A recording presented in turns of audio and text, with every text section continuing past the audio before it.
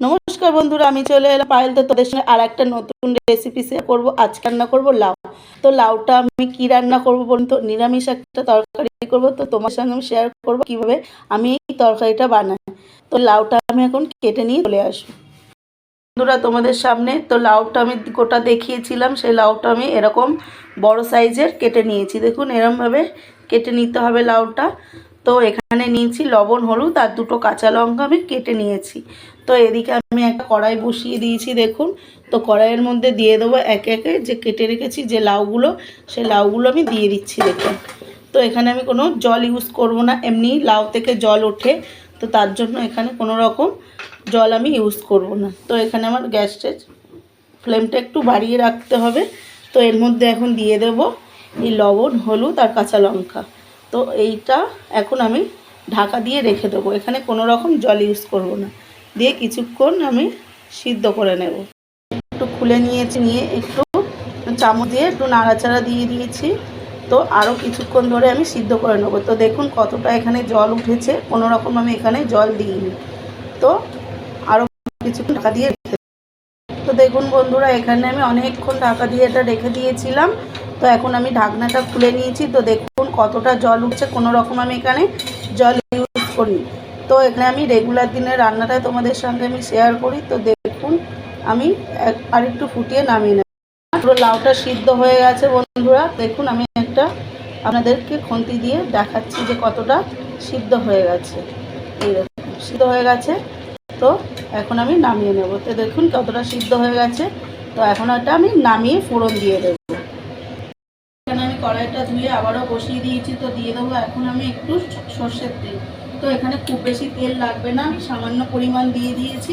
তো এর মধ্যে এখন দিয়ে দেবো কালো সর্ষে। তো এখন আমি একটা চামচের সাহায্যে কালো সর্ষেগুলো একটু ফাটিয়ে দেবো।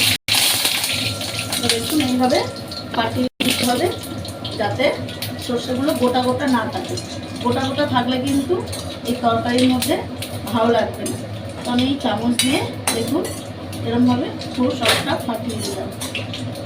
তো এটা ভাজা ভাজাও হয়ে গেছে। এখন আমি যে লাউটা রেখেছিলাম, তো সেই লাউটা আস্তে আস্তে দিয়ে দেবো। তো নামিয়ে নিয়েছিলাম লাউটা, আস্তে আস্তে আমি সব লাউগুলো এইভাবে দিয়ে দেবো। তো এই রান্নাটা সেরকম কোনো মশলা লাগে না বন্ধুরা, এখানে খুব কম মশলা এই রান্নাটা হয়ে যায়। তো দেখুন আমি তোমাদের সঙ্গে শেয়ার করি যে এই রান্নাটা খুব সুন্দর খেতে লাগে। তো আরও কিছুক্ষণ ধরে আমি এখন এটা ফুটিয়ে দেব।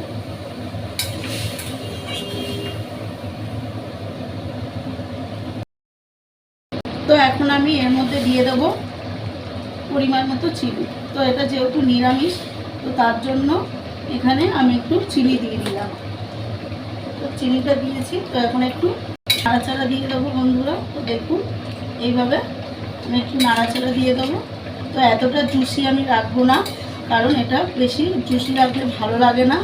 তার জন্য আরেকটু আমি জুসিটা কমিয়ে নেব বন্ধুরা। এখানে আমি দিয়ে দেবো এখন ধনেপাতা। তো ধনেপাতাটা তোমাদেরকে আমি দেখাতে ভুলে গেছিলাম, তো এখন দিয়ে দিচ্ছি ধনেপাতা। তো এই রান্নাটার মধ্যে একটু ধনেপাতা দিলে বেশি ভালো লাগে, খেতেও টেস্ট হয়। তো দেখুন এইভাবে আমি ধনেপাতা দিয়ে একটু নাড়াচাড়া দিয়ে দিচ্ছি। এবার আমি নামিয়ে নেব। তো দেখুন এটা খুব বেশি টাইমও লাগে না রান্নাটা করতে।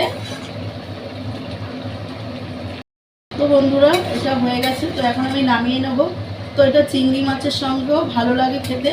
তো আমি চিংড়ি মাছ করিনি আজকে নিরামিষ করলাম, তো তোমাদের সঙ্গে আমি শেয়ার করলাম। তো এখন এটা আমি নামিয়ে নেব বন্ধুরা। আমি লাউয়ের রান্নাটা নামিয়ে নিয়েছি। তো দেখুন এরকম দেখতে হয়েছে ঠিক। তো আমার রেগুলার দিনের রান্নাগুলো তোমাদের সঙ্গে শেয়ার করি। তো আজকে একটা নিরামিষ রান্না করলাম, তো তোমাদের সঙ্গে আমি আজকে শেয়ার করলাম। তো আমার ভিডিওগুলো তোমাদের কাছে কেমন লাগে তো কমেন্টে আমাকে জানাবেন। আর সকল বন্ধুরা আমার ফেসবুক থেকে দেখছেন, লাইক কমেন্ট শেয়ার করে দেবেন। আর সকল বন্ধুরা আমার ইউটিউব চ্যানেল থেকে দেখছেন, লাইক কমেন্ট শেয়ার সাবস্ক্রাইব করে দেবেন।